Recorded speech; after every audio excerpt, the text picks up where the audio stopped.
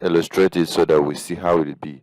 So take an example, we want to fill in the length of road, like each road we have within the study area. We're looking at how long is the road. So, and we don't want to use the shape length that is general. We want to have our own shape type. Okay, this road we need it between maybe 2 meter and 2,000 meters. That's 2 kilometer. All right. So that's what we're going to be doing today. So, and also code a domain entirely applied both to a future class and to also a future class, the geodatabase, sorry, and a future class. So we can apply uh, a domain to a geodatabase by right clicking, and then you go to domain straight up. So here you can do the same thing which can be done, but we want to apply it on the road itself, which is what we're looking at. All right. So sometimes it's best you go specific to what you're using. You can add others under it, but let's say you're doing that for a point or for other features, depending on what you want to do. So we're going to apply it on the road layer itself. So right click, go to properties, and then we have this field as length, and we're using the double field. All right, that's we're using the data type is double, so that we will go to subtypes and to domains. So under domains, I just decided to write a length name, and description I said the road length. All right. So, and we're still using double here as our field type, and it's on range. All right. So let's take it back to range. So, and then the minimum value is 2 meters, and the maximum value is 2,000 meters. Okay. So once we have that figured out, we say okay. Now that we've okayed it, okay here, we're going back to the fill tab, and then we're going to click here. Once we click on this, it's going to bring out a domain. So if we click on this place, it's going to give us a length which we have in that place. So once we click on it, okay. Now we will bring out the road layer. All right. Now this road layer, we will right click. I think we've not even digitized, just a road that is still on creation. So we right click and go to the attribute. Okay, there's no road. So let's create some road. So let's create some road.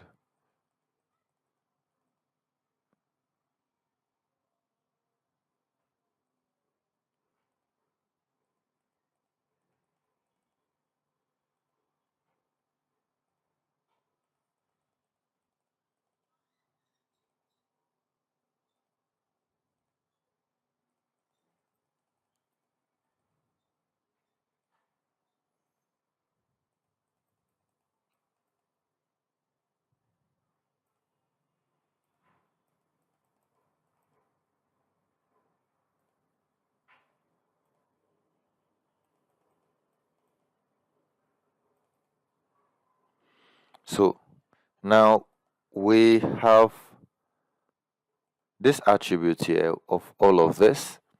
Now, if I click here now and I type in 2, which is within the length, I type in 22, is still within. I type in 330, is still within the length. Now let's say I type in even 2,000, is still within the acceptable restriction. Now let's say I type in 3,000. Oh, sorry, I made a mistake. So before you come into filling this, you click on this place and come down to appearance, and then you check automatically validate record when editing. All right, so you click on OK. Now if I impute 3,000 and I remove my hand. Is it 3,000? I think let's put, sorry.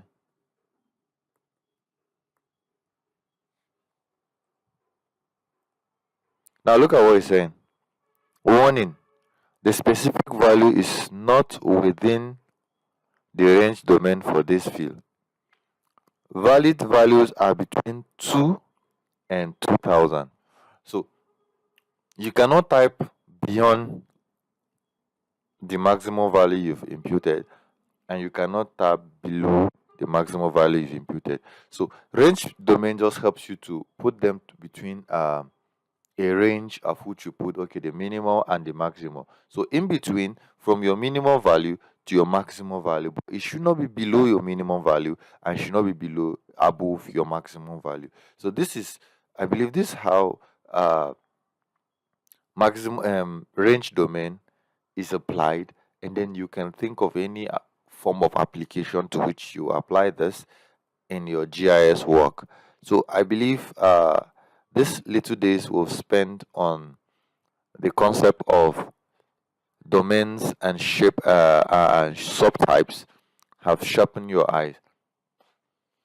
So we'll be doing more in-depth in the ArcGIS Pro in the coming days, because ArcGIS Pro has also a vast knowledge of giving the practical knowledge for this type. All right, so I'll see you in those subsequent videos, but don't forget to always stay with Elijah Spatial. Like, subscribe, share, and recommend this channel to someone. Thank you for tuning in today. I will see you in the next one.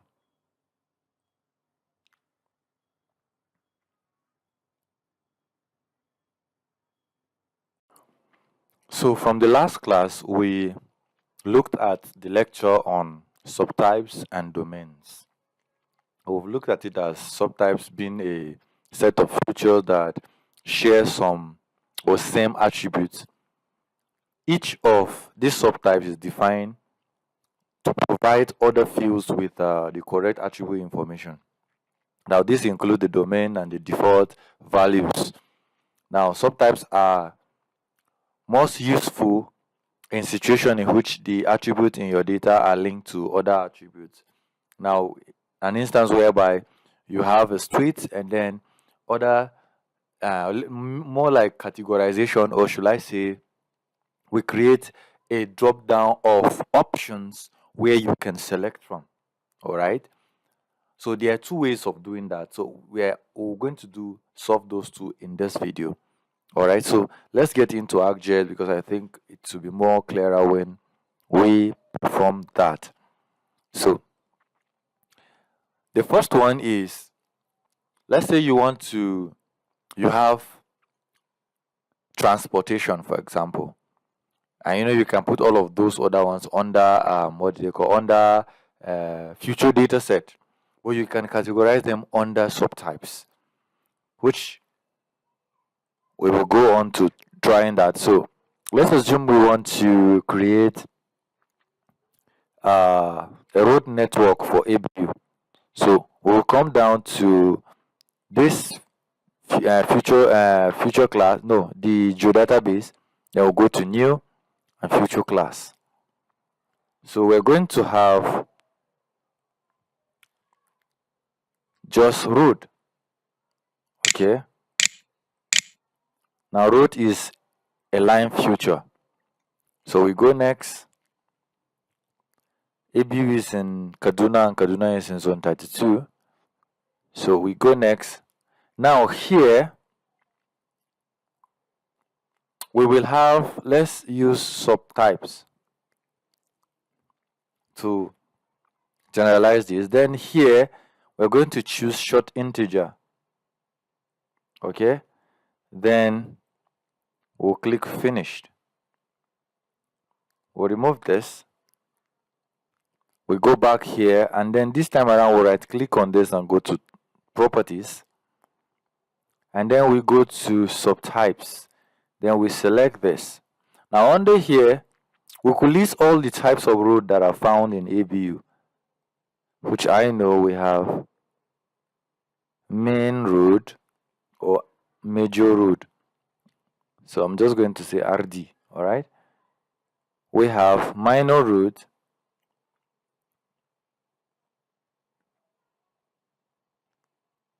underscore road, RD. Then we have footpath, those created by student and staff and all that. So we just say path. All right. So these are the major classification we have under that. So if we click on apply or OK now, and then we bring this road in, you're going to see a classification, not a drop down now, but a classification of those things. Meaning, if I import a satellite imagery, or I won't even import it, I just start editor. All right. So editor is going to start.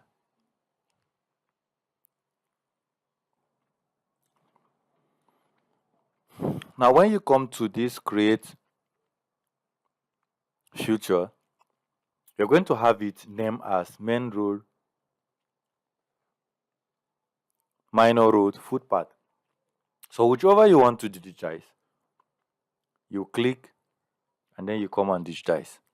So if you digitize this like this and you stop it, this will be recorded as a main road. If you click on this and you digitize, you end, this will be recorded as minor road. If you do same here, this will be recorded as footpath. Now this saves you creating multiple shape files instead of just creating one and subtypes them.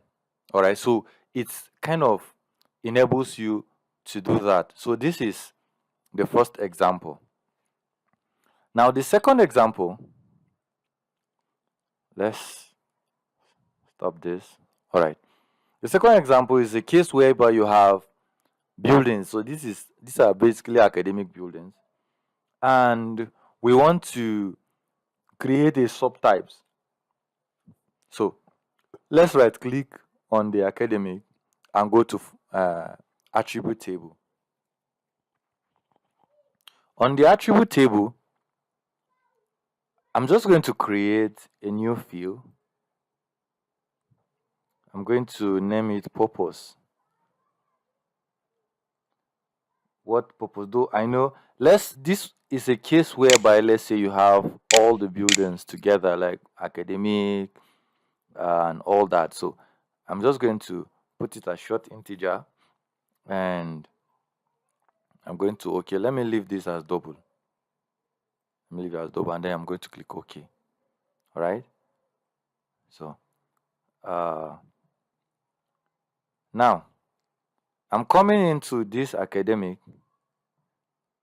Right click, go to properties. So I'm going to go to the field type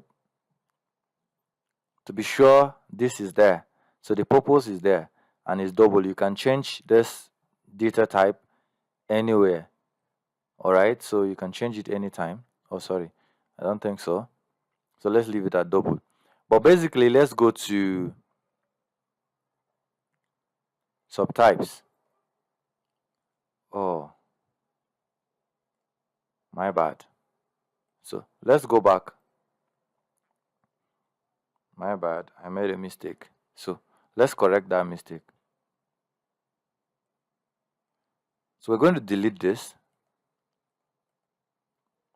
We'll recreate the field. So new field, add field, and we name it purpose.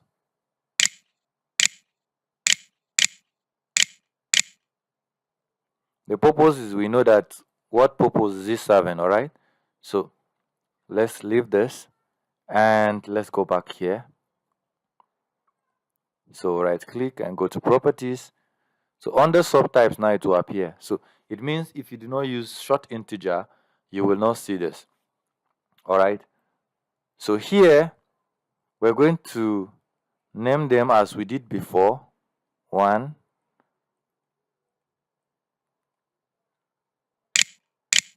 academic. 2,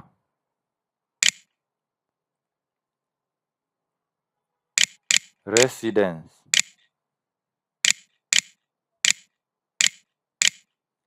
3,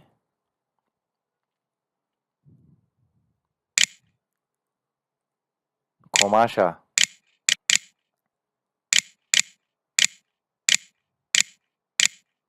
4,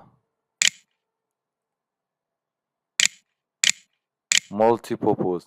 This just fly my head, not as if I have anything planned. It just fly my head. Multi-purpose. Oh, sorry. Multi-purpose. All right. So let's say we have this, and then we just click on OK. All right. So now, right click and come back to attribute table. So we navigate to the purpose side, and then we start our editor.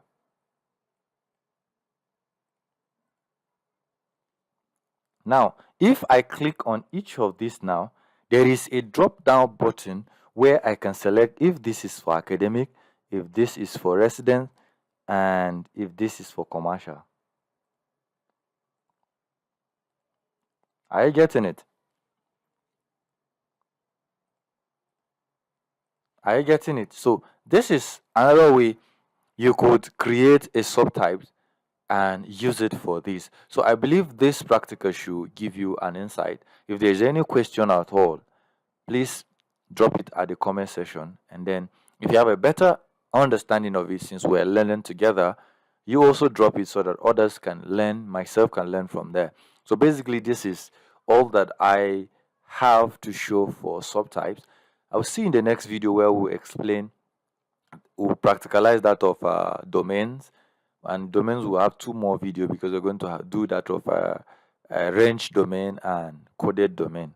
So stay tuned, and don't forget to subscribe, like, share, and recommend this channel to someone. I will see you in the next video.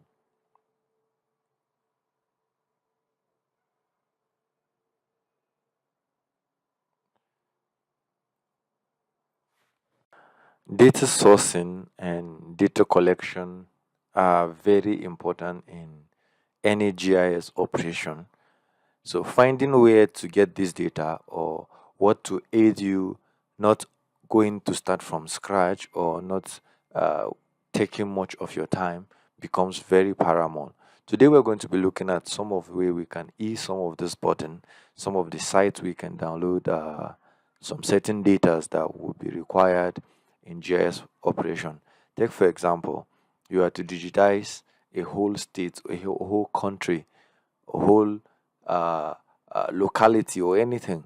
Now, but if you can find a place where you can easily get some of these data, that will go a long way in making your work go faster and go easier. But depending on what you're going to use and the accuracy required, the requirement of the data also really matters in this case. So this is not good for beginners in GIS because this will make them lazy. They will not really learn what they're supposed to learn. All right. So this is not too good for beginners in GIS. So we're going to be learning how to download most of those data. And the site we're going to be using is GeoFabric. GeoFabric with a K. So Geo, G O G E O Fabric. All right. So we're going to. So the website is geofabric.de. So click download. So it becomes download.geofabric.de. All right. So now once you enter, you will see that it's going to group the whole world into regions, sub-regions. We have Africa, we have Antarctica, we have Asia, Australia, and Oceania. We have Central America, Europe, North America, South America, right? So depending on which of the continent your work fall in. So mine fall in Africa because I am in Africa, all right? and what I'm working on is in Africa. So I'm going to click on Africa.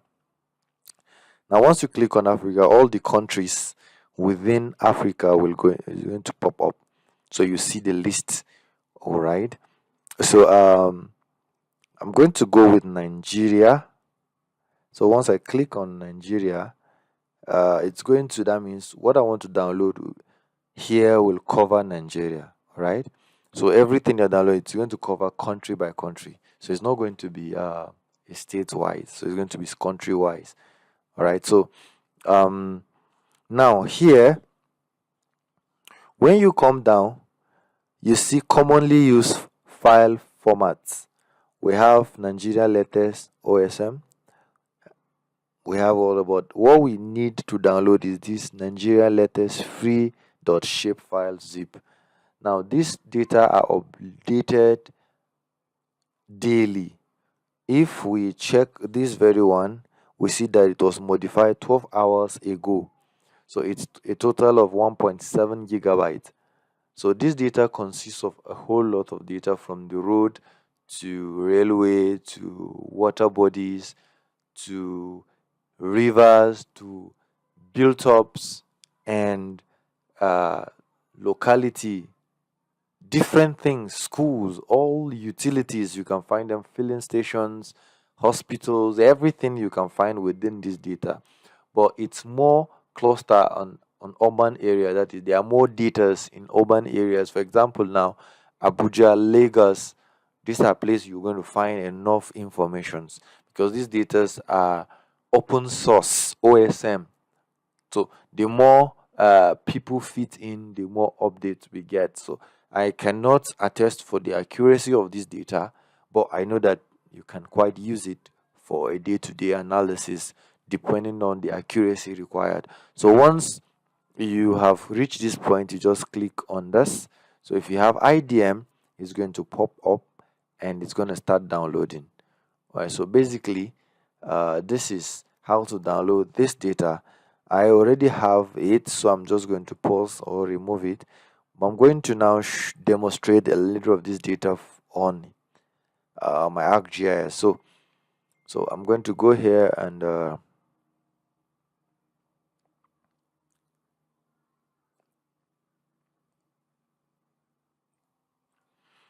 so I'm going to, this is it, Nigerian latest free shape file. So I double click on it.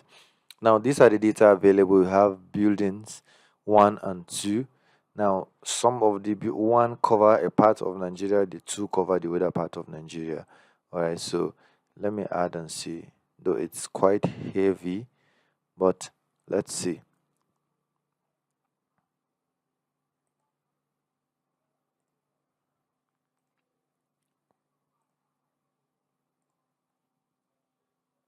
So you can see it building up here.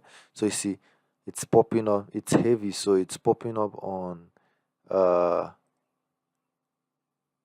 you see it's popping up. So, and I believe you are seeing that. So it's heavy, so I didn't want to make my system go slow, but you can see that it's building up here small. Now let me bring in places. Now you can see, oh, the place I brought is the point. Okay, so you can see these are places across Nigeria. If I click on label, now you're going to see the label renaming things, but it's quite heavy, like I said. So you see these are name of places, localities within the country. So this data has it, but mind you, like I said, this data I cannot attest for the accuracy of it, because I will use this data for a work in my state, and I could realize that some of the spellings are not correct. So we had to manually resort to fixing some of those ones, but you can find it very useful and you make adjustment to it to refine data. All right, then we have waterways, water bodies across the country, and we have place of interest across the country. this place of interest. Schools are inclusive, different things, mosques, church, and a lot of other things are inclusive um, in this point of interest. So you can see you have UBA ATM, different things you can see. All right. So PHC, PhD, that's I don't know whether it's primary health care. I believe so. So you'll see different things within this data. So this data have proved over and over to be very useful to me in aiding me to do some of the things that I will have easily have to digitize. These are the railway that are available in the country right now. And then finally we have the road networks. So this is the road network available in Nigeria. This may not correspond with maybe the image you are using or whatever, but this will help you in one way or the other to fast forward what you're doing. All right, so this is all I want to share today. So I believe I will be sharing more of this thing as I come across them. So thank you for watching, and I will see you in the next video. This remains Elite Geospatial.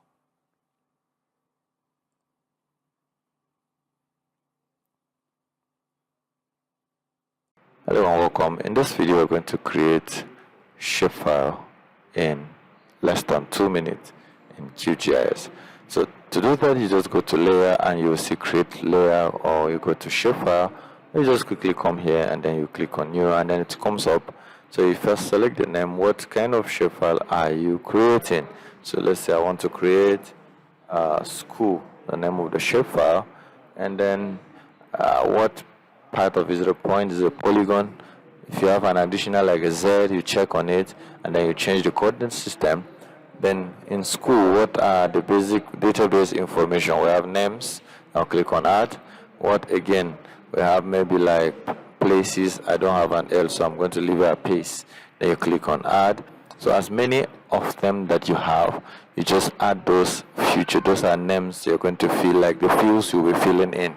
So once you're okay with that, you click on okay. So your future point is created so your shapefile is created as point. So thank you for watching, and I will see you in the next video. Hello and welcome to Elite Geospatial, and today we'll be looking at the overview of QGIS. QGIS is an open source GIS software. The Q in it stands for Quantum GIS. So it's an open source. It gives you the right to download, install, and do everything without license. Alright, so we're just going to basically look at the overview of this, getting you acquainted with the interface of the software. And the version of this current software is version 3.4.0, 3.4 T.9. That's the current version that I'm using right now, right? So anytime you're looking for anything of such, you want to look at the API documentation, Python API documentation, the plugins and all of that, you go to help, which you're seeing here. And then I had already closed down most of everything so that we will bring them out together. Now I will be starting up with, what if you want to bring out your toolbar, because you're supposed to have plenty tools here, so I've off all of them. So you just basically come to view, and then you come down here, you see toolbar. These are all the various toolbar that are available on QGIS. So anyone you bring, if you bring out the raster tool, is going to come out. So you see the raster tools here. If I go back and bring out the level 2, it will come out. So those are the tools that are coming up now. Now that is how you can bring out your tool, and you can also take them away by coming to uncheck this, and it will go. Okay, so this will help you organize your workspace based on your liking and how you want it to be, so that it doesn't overcrowd anywhere and all of that. So the tools you need, you bring them. The ones you don't need, you remove them. Okay, so next we want to do the panels, various panels. We have like the browser. Now here is where all the browser stuff are. Now we have the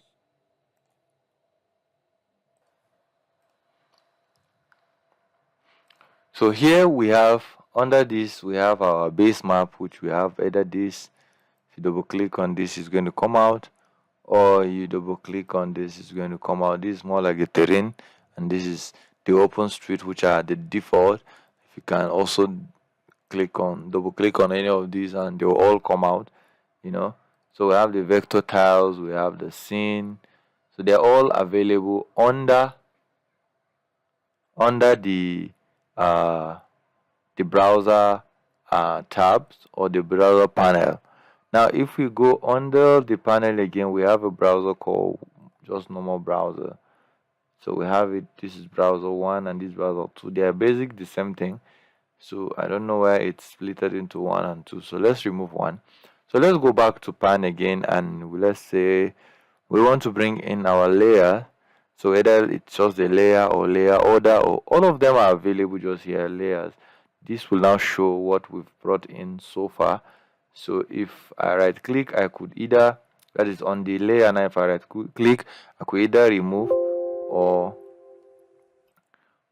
I could go to the, I could duplicate layer, I could change data source, I could set layer scale visibility, and then I could also look at the table of content or the properties. I could look at all of that.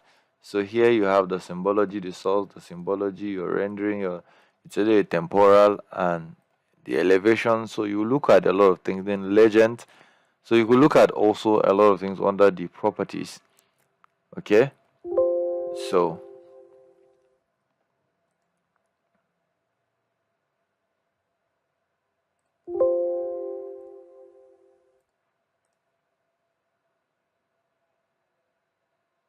let's get them removed so that we could continue.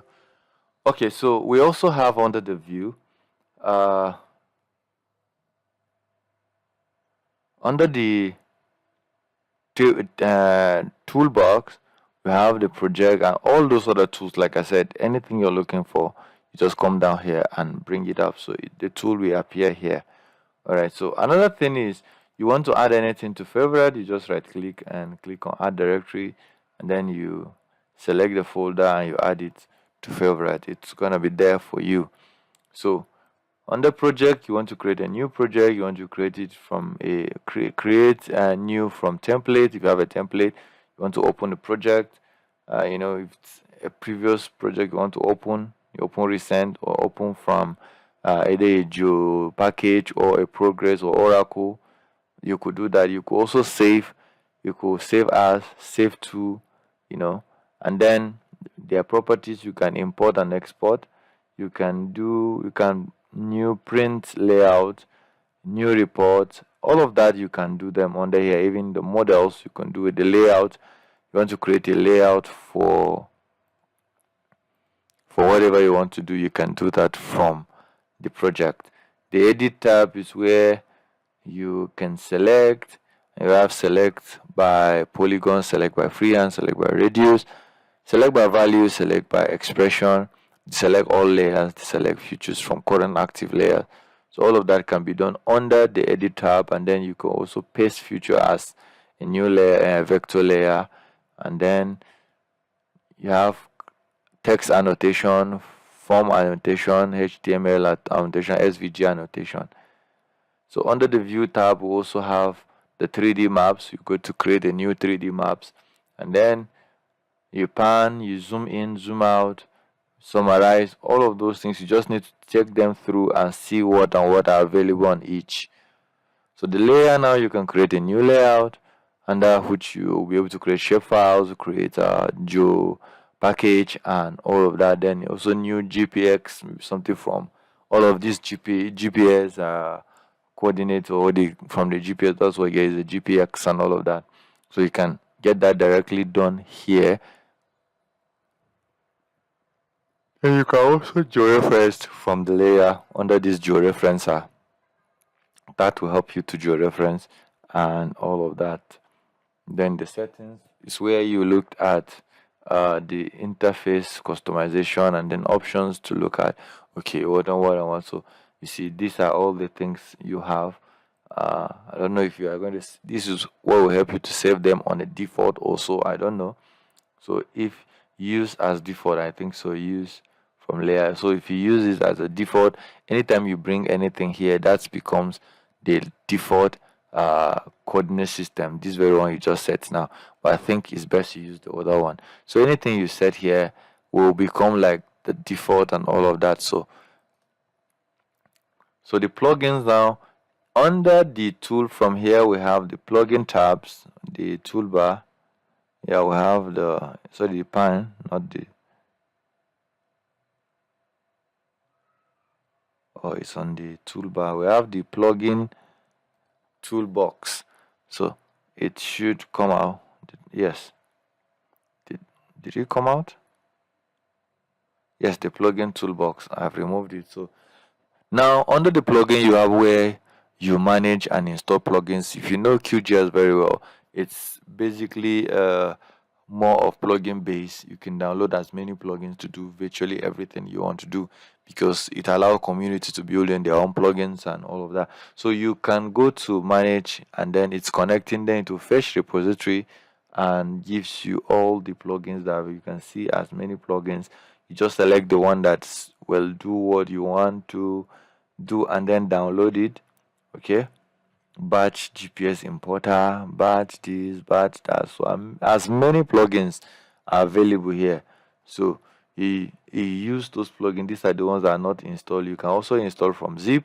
You can also set, and then these are all plugins and all of that. So I have quite a number of some also. These are the plugins I have installed for what I want to do, but quite number of plugins can be installed and all of that. So this is where you manage and install whatever you want to do, and that will be all. We have an artificial intelligence forecasting, remote sensing.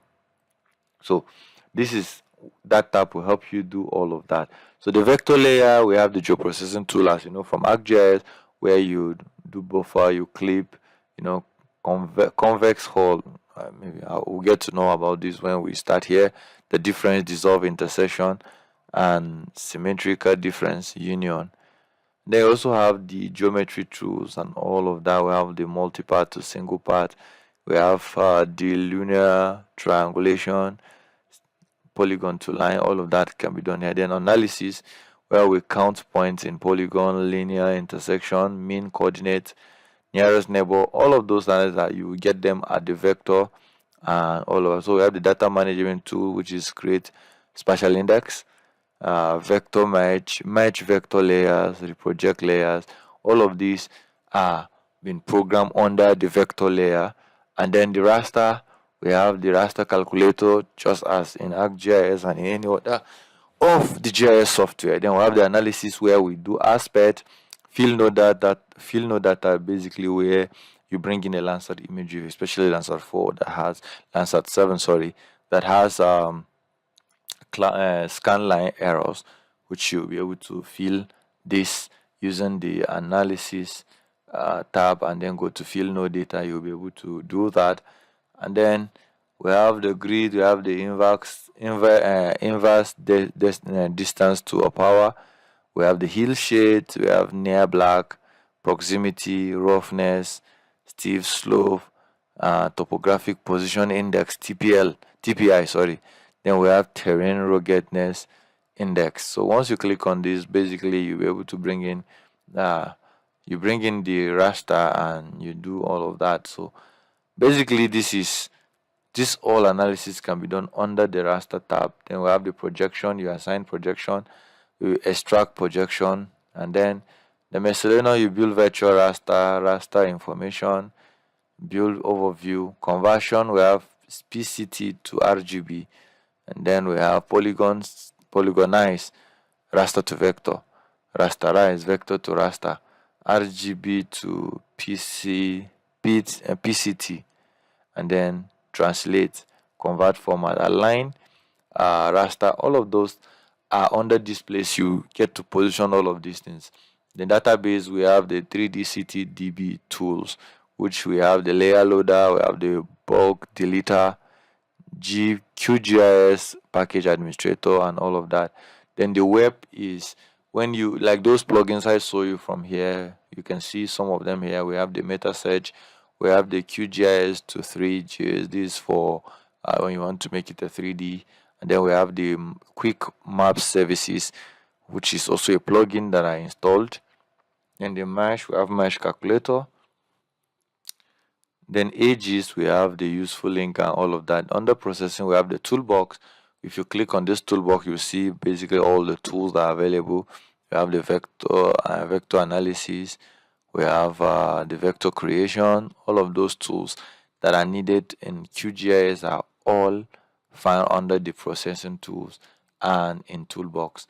Then we have the model designer history, basically like goes through history of things that have been done on this system. You can see most of what I've used QGIS to do are basically filling of Landsat. This is the last 7 days filling of Landsat 7 data.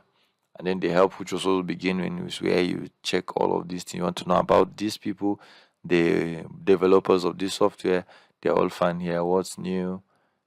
All the versions that are available, providers, developers, contributors, and then donors, translators that have been translated to all of these, then donors, then license, and all of that. So basically, this is the entire interface of the software. It's more like it's an open source, but more like ArcGIS Pro, whereby everything is in one. In ArcGIS Pro, we have the 3D scene, we have the 2D, all of them are combined into one. So it's the same thing here. So all of these are part and parcel of what you will be able to use QGIS to do. Is actually, especially for those who wants to, it's either an NGO individual who want to use a software without having to worry about license. This is a free go-to for you to go on. So I think we will stop here for now as we proceed to take them one by one, begin to explain all of those tools and what we can achieve with QGIS. So, but then we will call it a day, and I will see you in the next video. But before we go, don't forget to like, share, comment, and always subscribe. Thank you for watching, and I will see you in the next video. Once again, welcome to LI Geospatial. Today we're going to look at how to delete field on an attribute table and QGIS. So assuming you have a whole bunch of fields that you no longer want and you want to delete them, so what you need to do is to right click, and then you go to on the data, then you go to open attribute table. Then on attribute table, you toggle this on. You just toggle this on and it will come back on. So you click on, you see this place that said delete? Yes, you click on it. Now it's going to ask you which field do you want to delete. So if I want to delete the population field we created in the last video, I will select it. I want to delete this area, I will select it, click on this. So let's assume I want to delete everything. Just click on OK. So you see, everything gone. So this is how you can easily delete field. And that's it for today. Thank you for watching, and I will see you in the next video. Hello and welcome back to Elite Geospatial, and today we're going to be handling domains and subtypes.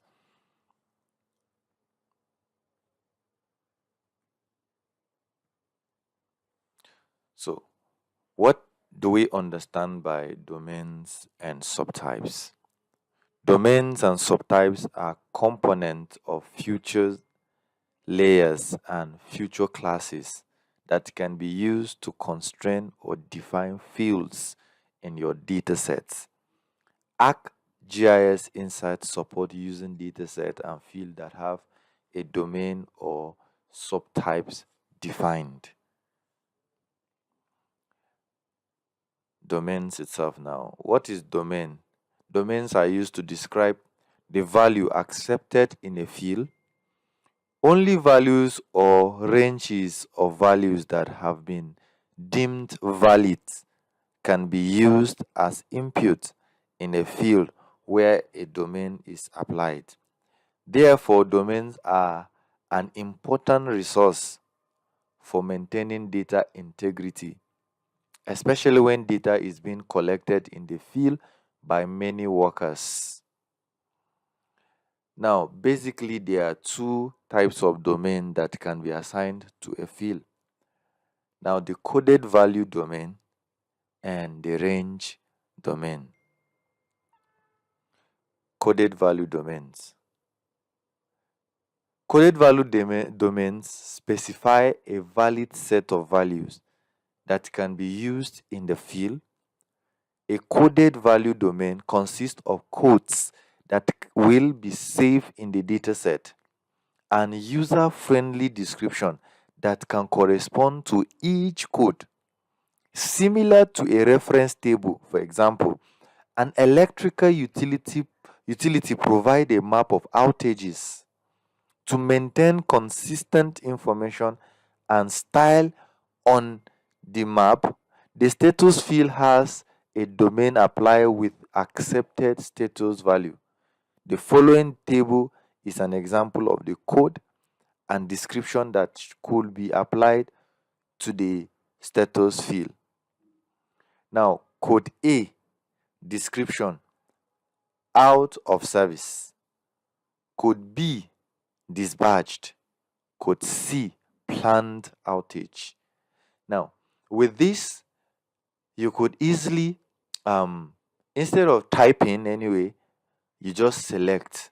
It creates more like a drop-down box for those who have used GUI before, graphic user interface. You can actually create a drop-down. Most of the software we use has like a drop-down. So this drop-down will help you to just select out, maybe if it is code A, which is out of service, you just make a selection. If it's code B, dispatch, and all that. So domains actually helped in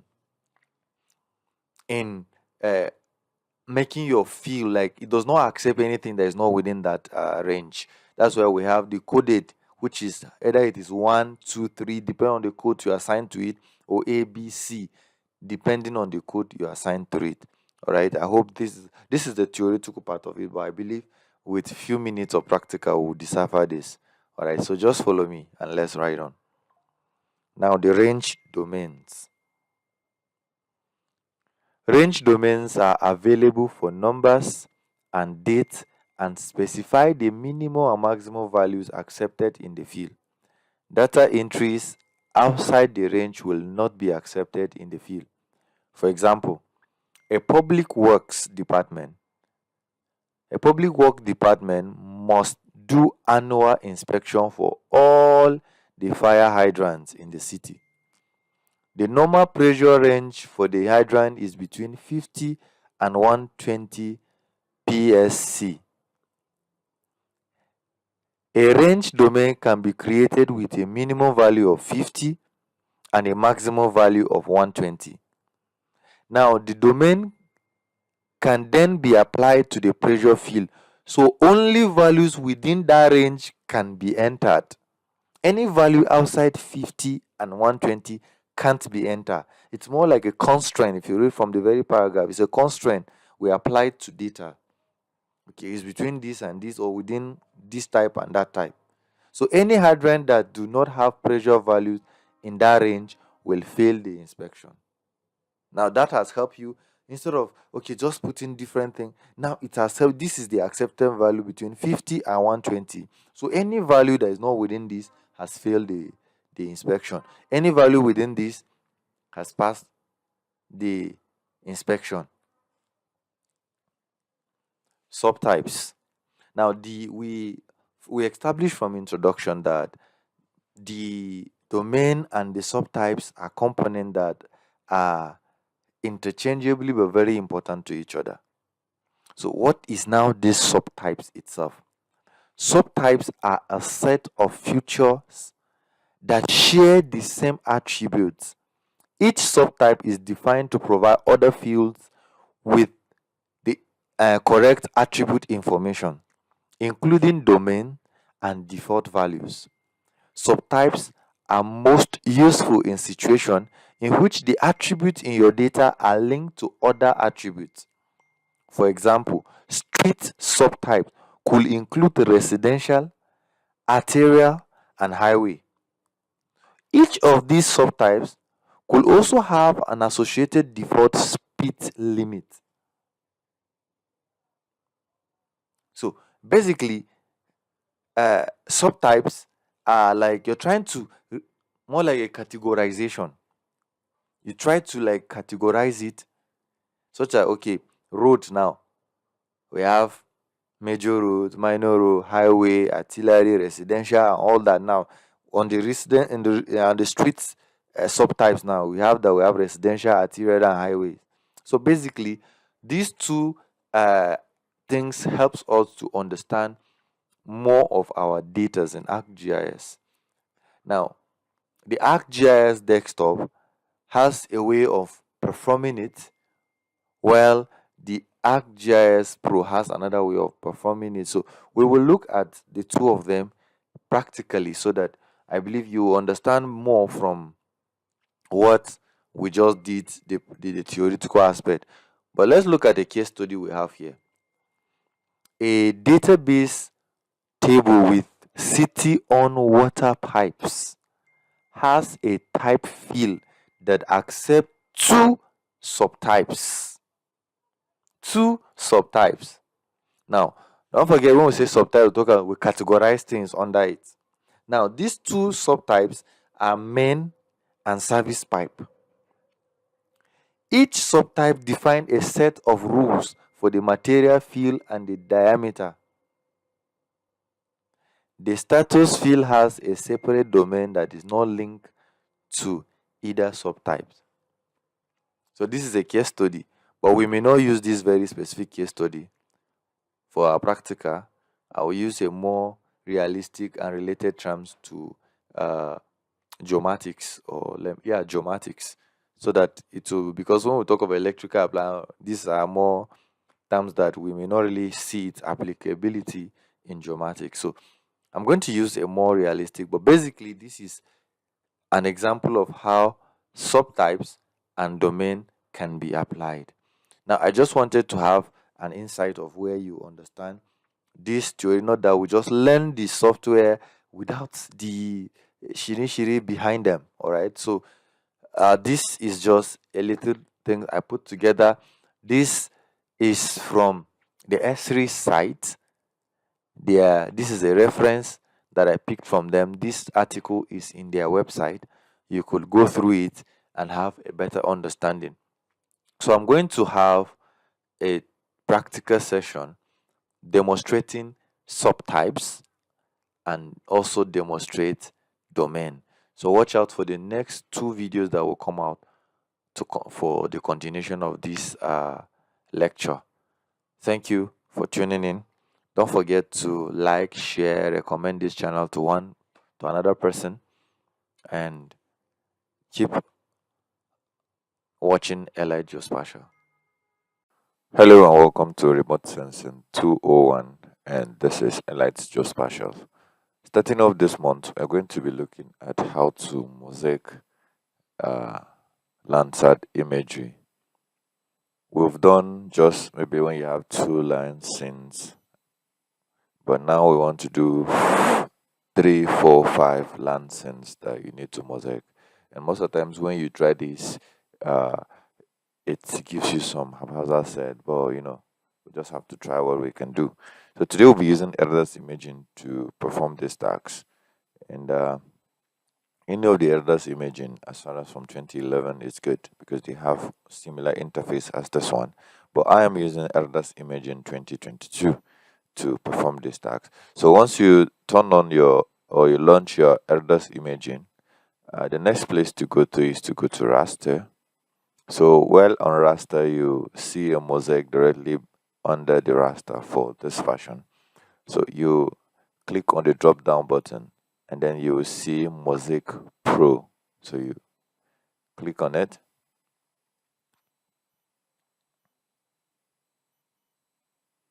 So it's like another software inside the ArcGIS. So it will launch out like this. So once it is done like this, you see this arrow that pointed. This means you should import the image. So I'll click on it and I will navigate to the folder containing my data. So I'm going to enter this data set and this layer stack. So I have 1, 2, 3, 4, 5. This is uh, the study area I'm trying to work on covers these 5 Landsat scenes. So I need to mosaic it to in order to be able to come out with my extent. So I'll just highlight all of them and click OK. Now they are in here. So what you need to do is under this visible, you're going to click on all of this. Going to click on all of this, and you're going to click on this. So it's going to display raster.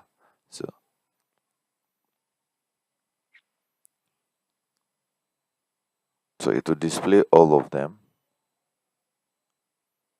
All right, so it's going to display all of, so we're 1, 2, 3, 4, 5.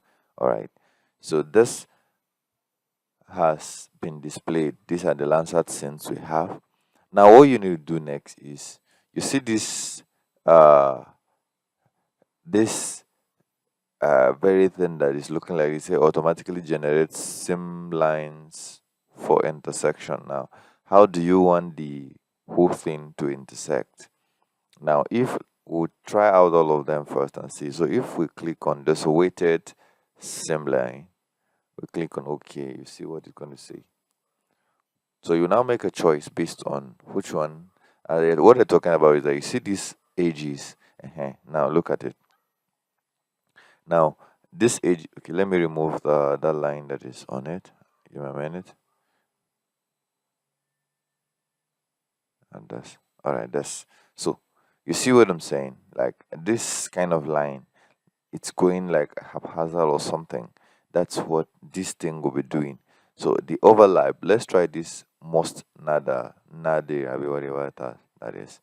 This one you see is going to create. I get in what I'm saying. So you try all of them to see which one fits into the very image you're using. So under geometric, see this is also geometric one. So let's go to overlap and try it. You see what this one is doing.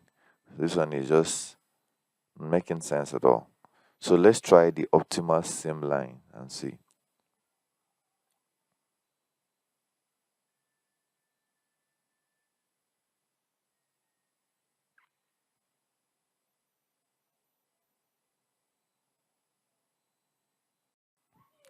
So basically sometimes this optimal uh, option used to delay, so I don't know, maybe we'll just go ahead and process it so that we could see only the final output. All right, so if I see, if I click, it's not delaying. But so if that's the case, once it gives us chance, we'll go ahead and process it so that we just see the final result. All right.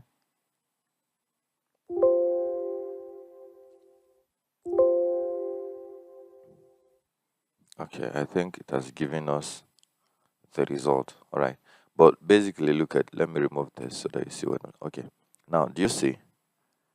See, even though it's haphazard, but everywhere is covered.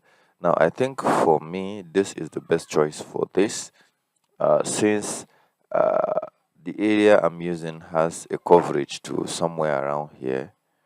All right, so because of these ages, I think this choice is better. So once we have this, we could go to process, either this process and run, or we come here and do the same things. We can process it from here or here. So, but let's go on the process, then run mosaic. So here is just going to ask you for output. So let's insert 20 to 11. Let me add one since I already have one there already. Okay, so it's going to start processing.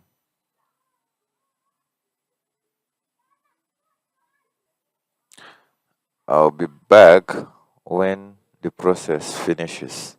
All right, so it's at 5%. So I'll be back when the process finishes.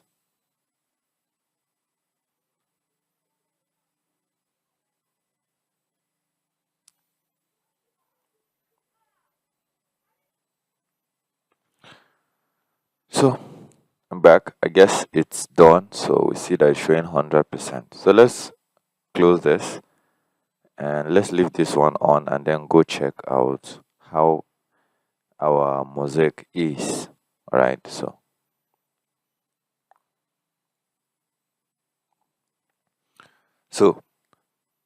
to bring it in, you just go to File and you will see it. That's one way. Or second way is to right click within any of these. Just right click and then you go to raster layer and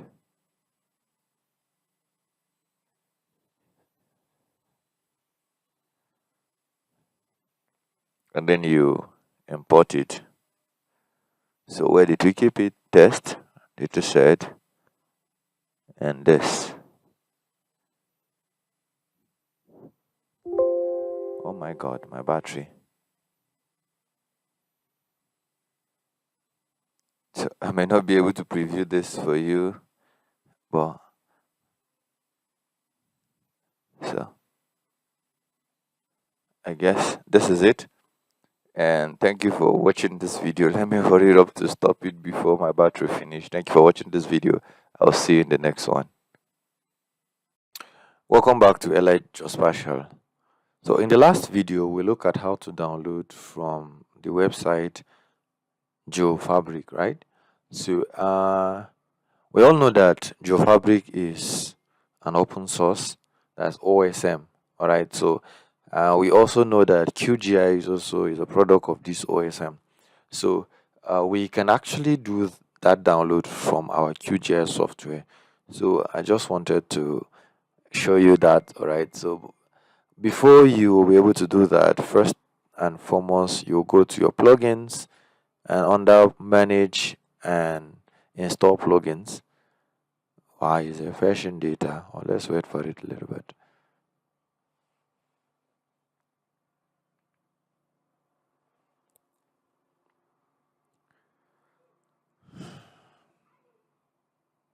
Okay, so under these plugins, let's search for a name of this thing, HCMGIS.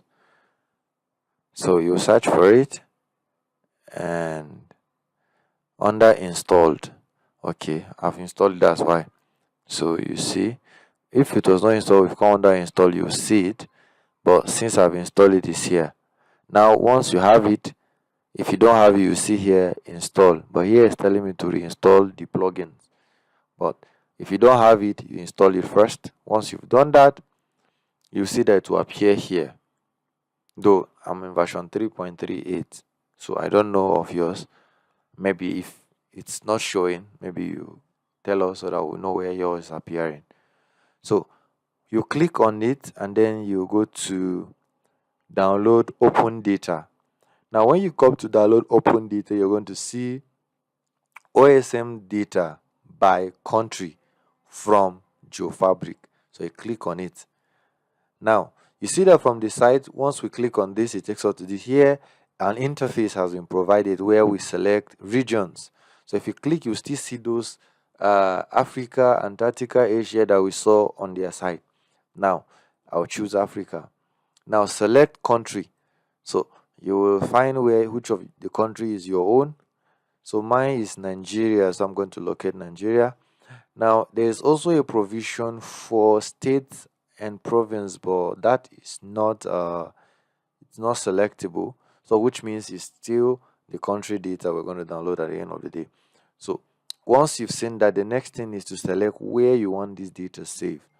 So we navigate to where we are comfortable to save this data, and then we say yes, select folder. Now once you've done that, all that is left is for you to apply. So it's telling me estimated shapefile size is a 1841.25 MB. Downloading may take some time. You accept, you click on yes. Now it's going to prepare this data. I'm going to start download from here to here. Once it's downloaded, you're going to still see it as the other one. So basically, this is another way you can get this data downloaded. And I believe you watched that previous video to the end. You saw the little demonstration of the kind of data that are available on that download. So if you don't like the other one, you can use this one. So it's a matter of choice. My here is to provide you with as many choices as possible so that you can have your GIS experience seamless. All right, thank you for tuning in and watching this video. Don't forget to subscribe, like, share, and recommend this channel to someone. I will see you in the next video. From here now, bye bye. Hello and welcome to Elite Geospatial. Today we're going to be looking at how to create parcel fabric. Alright, so to create parcel fabric, you need to have a folder created. So I'm going to be using Abuja as a folder. And then you need to create a file geodatabase. So you right click on the folder you are using, and then you go down to new and we go to file geodatabase. Alright, so we'll rename this into, let's say, Abuja as well, and then we okay. So assuming that this is going to be our records of land parcels in the whole of FTT. It's an assumption anyway. I'm not saying that's what we need. So the next we're going to do is to right click and we go to new. Then we create a future data set. So the future data set now will be parcels, right? Isn't it? It will be parcel, right? So, and we'll click next. So Abuja is in zone 232. So since it's within just the Abuja, we'll just use zone 32 and we move on. Alright. So we have that created. Now the next is to right click on the parcel and go back to new, and then you go to parcel fabric here down here. So it's going to be Abuja parcel. You can use underscore or you can leave them as a joint entity. Parcel fabric. So you can put underscore in between them, but you cannot put space. All right. So you click next. Now they're asking you, do you have a specific? Do you need to specify a configuration keyword? Let's say you have a keyword you want to do, so you just say this option use the default storage parameter for the new parcel fabric. This one you're allowed to specify your own. So I'm going to go with this one for now. But when there is a need for us to use the other options, I'll make a video for it. All right, so let's go next. Do you need to define a fabric information model? Now I'm just going to use, since I don't have any parcel this for now, I'm going to use no all through, then I'm going to finish. So this is using default data, like default settings, as how Esri has made it to be. So there's no personalized. The other one is when you will be using, like, maybe based on your organization, your state, your nation, what are those things that the configurations they've agreed for theirs. That's when we use the second one. All right. So for now, we're only using the first one. So the last thing we're going to do for this video before we call it a day is you right click, and then you see you can check information here. You can import another parcel into this. All right. And you can check the parcel fabric. You can basically do a lot of things within here. All right. So you see it has created a fabric in a line, polygon, point, table. So from here, all this other information will be keyed in when we start working on them. All right.